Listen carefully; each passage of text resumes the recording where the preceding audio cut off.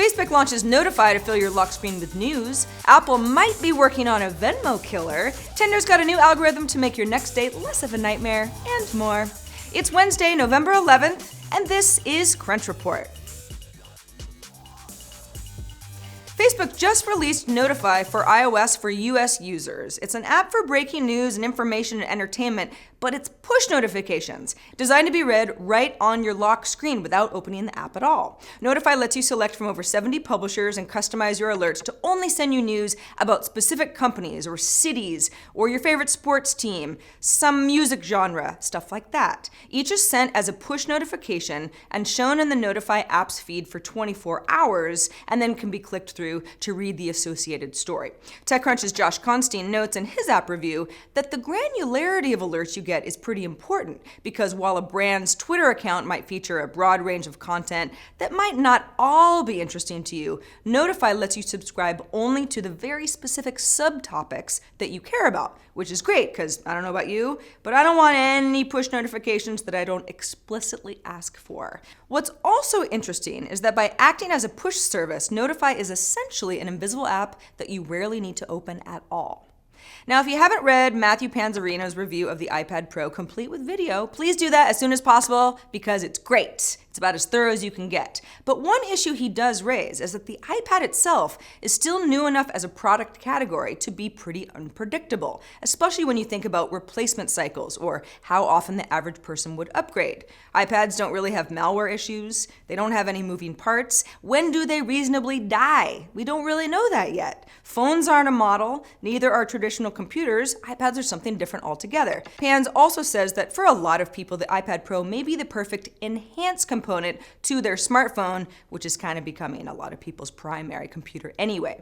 In other Apple news, the company may be mulling over a mobile payments launch that would compete with something like Venmo. This is according to the Wall Street Journal. The platform could launch as soon as 2016 and would link bank accounts with Apple devices. Now, the report says JP Morgan, Capital One, US Bancorp, and Wells Fargo have all had conversations with Apple, but that a launch isn't imminent. Apple isn't commenting, but PayPal, which owns Venmo, saw a 2% share price drop on the news.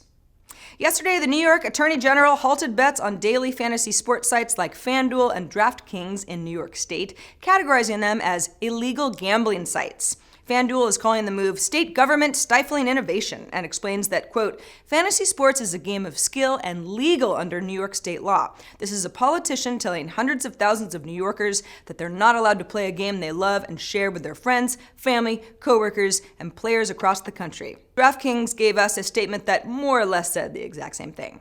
As for how sports organizations might feel about this move, NBA spokesman Mike Bass provided TechCrunch with a statement that reads, quote, we continue to monitor reports concerning daily fantasy sports. We expect the industry to respond appropriately to the issues that have been raised and continue to comply with all applicable laws. In the ever-dramatic story surrounding the accuracy of blood diagnostic startup Theranos, the company is now disputing a Wall Street Journal report that Safeway grocery stores dropped a $350 million deal with Theranos.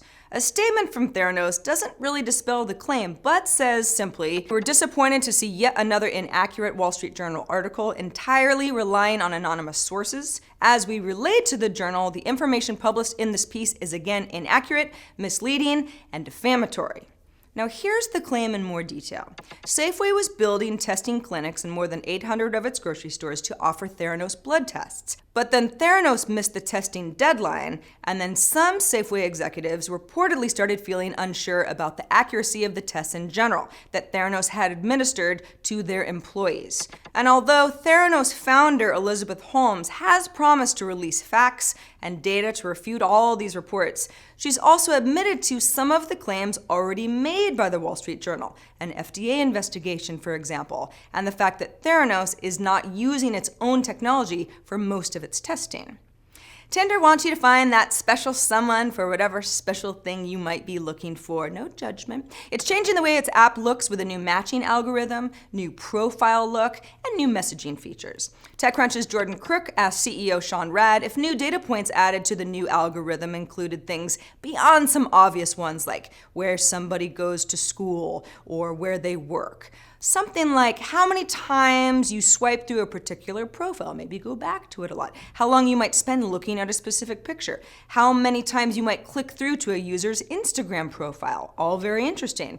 But he didn't say anything definitive to us. Now, on the subject of filtering by something like eye color, skin color, or hair color, Rad says, I can't reveal if we do this, but it's something we think a lot about. I wouldn't be surprised if people thought we did that.